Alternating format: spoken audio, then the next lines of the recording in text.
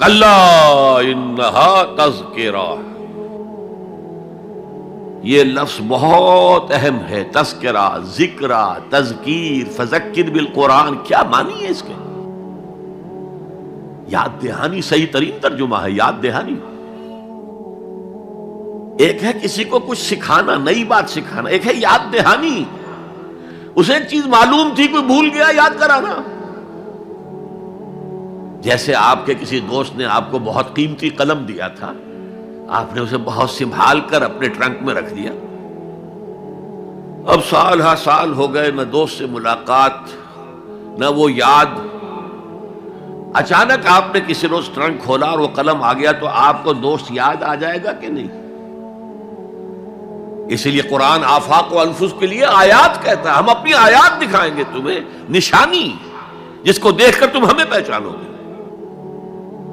اور تذکرہ کا مطلب کیا ہے؟ پوٹینشلی ایمان ہر انسان کے دل میں موجود ہے، یہ جو روح جو ہمارے قلب کی مسکن نکید ہے، اس میں اللہ کی معرفت بھی ہے، اللہ کی محبت بھی ہے۔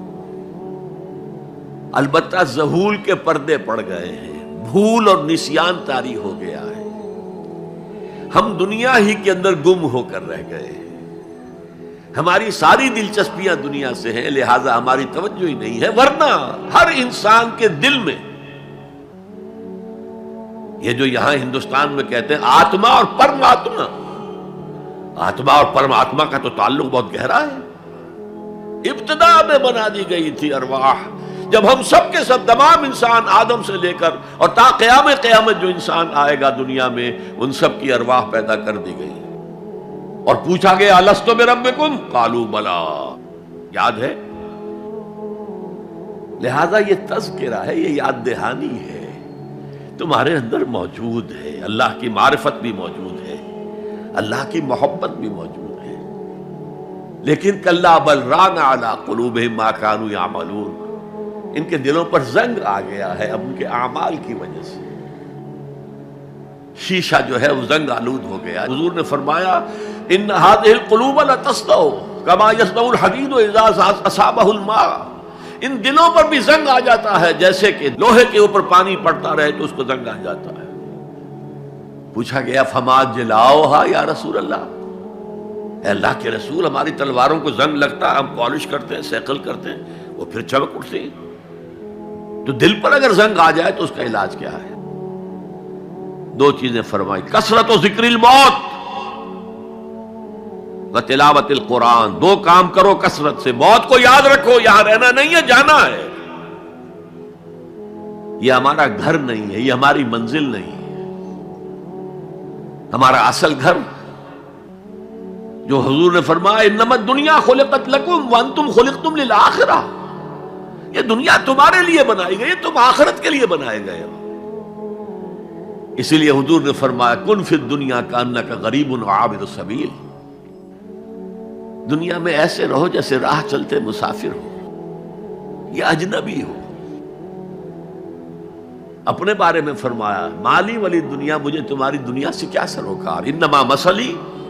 کراکب استظل تحت شجرۃ ثم راح فترکها، میری مثال اس مسافر کی سی ہے جو ذرا سستانے کے لیے کسی درخت کے سائے میں بیٹھتا ہے تھوڑی دیر،